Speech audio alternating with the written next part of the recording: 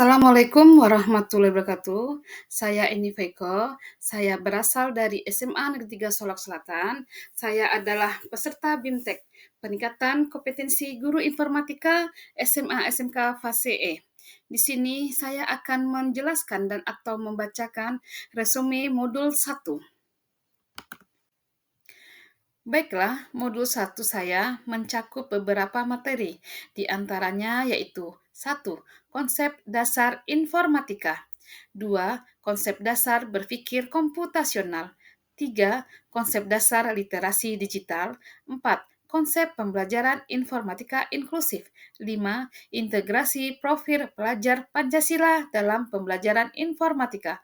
6. Perencanaan pembelajaran informatika. Baiklah, di sini saya akan bacakan dulu konsep dasar informatika. Konsep dasar informatika di sini saya akan membaginya ke dalam dua hal. Yang pertama yaitu saya akan membahas tentang ruang lingkup informatika, dan yang kedua saya akan membahas tentang dampak informatika. Informatika itu sendiri adalah sebuah disiplin ilmu yang mencari pemahaman dan mengeksplorasi seluruh konsep dunia di sekitar kita, baik nyata maupun maya, yang secara khusus berkaitan dengan studi pengembangan implementasi dari sistem komputer, serta pemahaman terhadap inovasi dan cara pengembangannya. Informatika ini mencakup prinsip keilmuan perangkat keras, perangkat lunak, data, informasi, sistem komputasi, serta aplikasi teknologi digital. Kemudian, komponen umum dasar ilmu informatika yaitu meliputi 1. Perangkat keras atau hardware. 2. Perangkat lunak atau software. Yang ketiga, teknologi bahasa komputasi. Dan yang keempat yaitu aplikasi. Kemudian, konsep dasar informatika yang kedua, saya akan membahas dampaknya pada pembelajaran informatika. Informatika juga dicermati sebagai bidang ilmu yang berguna untuk menilai pengaruh dan akibat sosial dari penggunaan teknologi informasi, yang merupakan bidang ilmu yang mempelajari aplikasi pemanfaatan teknologi informasi dalam berbagai bidang, pada dampaknya terhadap individu, organisasi, dan sosial masyarakat. Kemudian, beberapa bidang ilmu atau bidang kegiatan yang diproyeksikan terpengaruh oleh dampaknya informatika yang sudah ada, di antaranya yaitu 1. Transformasi digital. 2. Inovasi, efisiensi, dan produktivitas. 3.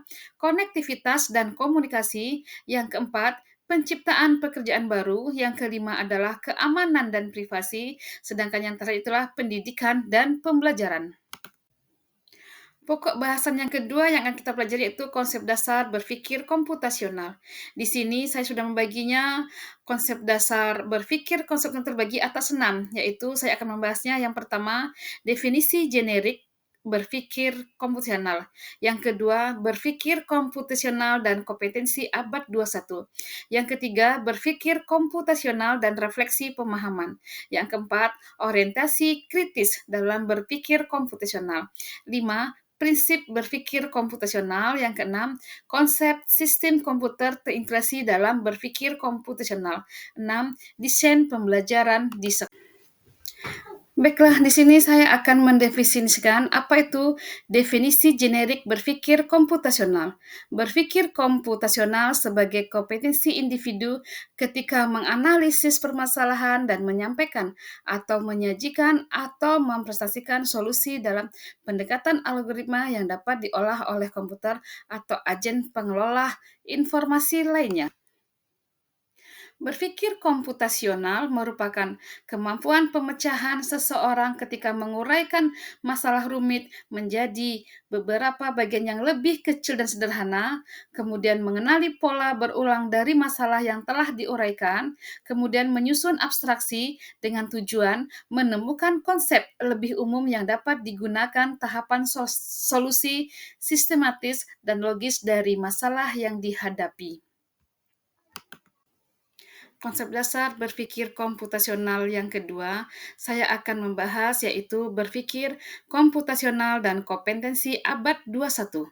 Berpikir komputasi tidak berarti berpikir seperti komputer, melainkan berpikir tentang komputasi yang menuntut seseorang untuk memformulasikan masalah dalam bentuk masalah komputasi dan menyusun solusi komputasi yang baik dalam bentuk algoritma atau menjelaskan mengapa tidak temukannya solusi yang sesuai.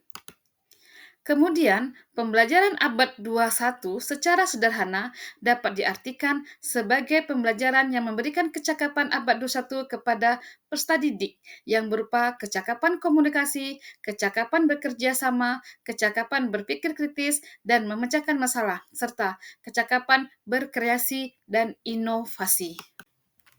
Konsep dasar berpikir komputasional yang ketiga yaitu berpikir komputasional dan refleksi pemahaman. Berpikir layaknya computational thinker dalam setiap pemecahan masalah melalui 6 ciri, yakni menjelaskan, menafsirkan, menerapkan, menyadari adanya beragam perspektif, berempati, dan mempunyai pengetahuan diri. Kemudian, konsep dasar berpikir komputasional yang keempat yaitu orientasi kritis dalam berpikir komputasional. Kecakapan berpikir komputasional yang semakin diasah akan mendorong kita dan peserta didik untuk peka dan menanyakan pertanyaan kritis ini di setiap selesai menyusun sebuah solusi. Konsep dasar berpikir komputasional yang keenam yaitu konsep sistem komputer terintegrasi. Konteks sistem komputer dalam modul ini yaitu model adalah model komputer dan model proses dalam bentuk lain dengan tujuan mempelajari konsep dan dinamika proses yang terjadi dalam sebuah komputer. Saat sebuah program aplikasi dijalankan yang menerima input, melakukan kompetensi, dan mengeluarkan sebuah output. Sedangkan konsep dasar berpikir komputasional yang terakhir yaitu desain penerapan di sekolah. Berpikir komputasional sebagai bagian dari elemen mata pelajaran informatika dapat didesain dengan langkah-langkah sebagai berikut, yaitu yang pertama, menentukan topik. Yang kedua, mencari ide alat bantu yang digunakan. Yang ketiga, masukkan dan kemudian susunlah ide alat bantu tersebut. Yang keempat, jalankan proses pembelajaran. Yang kelima, lakukan dokumentasi.